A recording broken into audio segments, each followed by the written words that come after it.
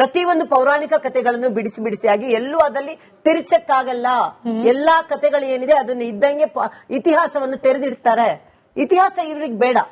ಹಿಂದಿನ ಇತಿಹಾಸ, ಹಿಂದೂ ಧರ್ಮಕ್ಕೆ ಸಂಬಂಧಪಟ್ಟ ಇತಿಹಾಸ ಇವರಿಗೆ ಬೇಡ.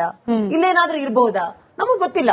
ನಾವು ಹೇಳೋದಿಷ್ಟೇ, ಇಂತಹ ಒಂದು ಕಲೆ ಬಗ್ಗೆ, ಓನ್ಲಿ ಯಕ್ಷಗಾನದ ಬಗ್ಗೆನೇ ಮಾತಾಡ್ಬೇಕು ಅಂತ ಅಂದ್ರೆ ಕೇವಲ ಬಿಳಿಮಲೆಯವರ ಒಂದು ಹೇಳಿಕೆಯಿಂದ ಯಕ್ಷಗಾನದ ಬಗ್ಗೆ ಅಪನಂಬಿಕೆ ಶುರುವಾಗ್ಬಿಡುತ್ತಾ? ಹಿಂದೂಗಳಿಗಿರ್ತಕ್ಕಂತ ಧಾರ್ಮಿಕ ಶ್ರದ್ಧೆ, ಆ ಸಂಸ್ಕೃತಿ ಬಗ್ಗೆ ಇರ್ತಕ್ಕಂತ ಗೌರವ ಕಮ್ಮಿ ಆಗ್ಬಿಡುತ್ತಾ? ಖಂಡಿತ ಇಲ್ಲ. ಯಕ್ಷಗಾನದ ಕಲಾವಿದರಾಗ್ಲಿ, ಯಕ್ಷಗಾನದ ಕಲೆಗಾಗ್ಲಿ ಬಿಜೆಪಿ ನಾಯಕರಿಗೆ ನಾವು ಹೋರಾಟ ಮಾಡ್ತೀವಿ, ಪ್ರತಿಭಟನೆ ಮಾಡ್ತೀವಿ, ರಾಜ್ಯಾಧ್ಯಕ್ಷ ಅಡ್ರೆಸ್ ಮಾಡೋ ಇಶ್ಯೂನ ಈ ತರ ಹೇಳಿಕೆಗಳ ಅವಶ್ಯಕತೆ ಇದೆಯಾ? ಇವತ್ತು ಕಲಾವಿದರ ಬಗ್ಗೆ ಅವರು ಮಾತಾಡ್ಬೇಕಾದ್ರೆ ಅನೇಕ ಸಮಸ್ಯೆಗಳ ಬಗ್ಗೆ ಮಾತಾಡಬಹುದು.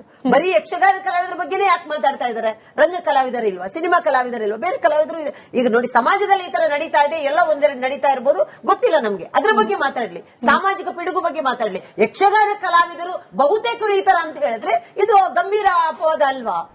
ಇದು ಅವ್ರು ಮಾತಾಡಿದ್ ಸರಿನಾ? ಅಥವಾ ಯಾರಾದ್ರೂ ಇದನ್ನು ಒಪ್ಕೊಳ್ಳುವಂತ ಮಾತಾ? ಇಂತ ಹಿರಿಯ ಸಾಹಿತಿಗಳಂತ ಇದಾರೆ, ಅವರು ನಾನು ಯಕ್ಷಗಾನವನ್ನು ವೇಷ ಹಾಕಿದೀನಿ, ನಮ್ಗೆ ಅಪಾರ ಗೌರವ ಇದೆ ಅಂತ ಹೇಳ್ತಾರೆ. ಗೌರವ ಇದ್ದವರು ಈ ತರ ಇದರ ಹೇಳಿಕೆ ಹೇಳುವಾಗ, ಇವರು ಕನ್ನಡ ಪ್ರಾಧಿಕಾರದ ಒಂದು ಅಧ್ಯಕ್ಷರಾಗಿ ಇದ್ದಾರೆ, ಅಧಿಕಾರದಲ್ಲಿದ್ದಾರೆ. ಇಷ್ಟು ಕನ್ನಡವನ್ನು ನಿರರ್ಗಳವಾಗಿ ಮಾತಾಡುವಂತ ಈ ಯಕ್ಷಗಾನದ ಈ ಒಂದು ಏಕೈಕ ಈ ಒಂದು ವೈಭವದ ಕಲೆ, ರಾಜಕಲೆ ಅಂತ, ಗಂಡು ಕಲೆ ಅಂತ ಹೇಳಿದ್ರೆ ತಪ್ಪಾಗಲಾರದು. ಇದರ ಬಗ್ಗೆ ಇವರು ಮಾತಾಡ್ಬೇಕಂತ ಹೇಳಿದ್ರೆ ಎಚ್ಚೆತ್ಕೊಂಡು ಮಾತಾಡ್ಬೇಕು.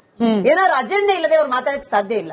ಏನಾದ್ರೂ ನೋಡಿ, ಏನಾದ್ರು ಅಲ್ಲಿ ಈಗ ಇವರು ಯಾವುದೊಂದು ಪುಸ್ತಕ ಬಿಡುಗಡೆ ಸಮಾರಂಭ, ಆ ಪುಸ್ತಕ ಬಿಡುಗಡೆ ಸಮಾರಂಭಕ್ಕೂ ಯಕ್ಷಗಾನದ ಕಲಾವಿದರಿಗೂ ಏನಾದ್ರು ಸಂಬಂಧ ಇದೆಯಾ?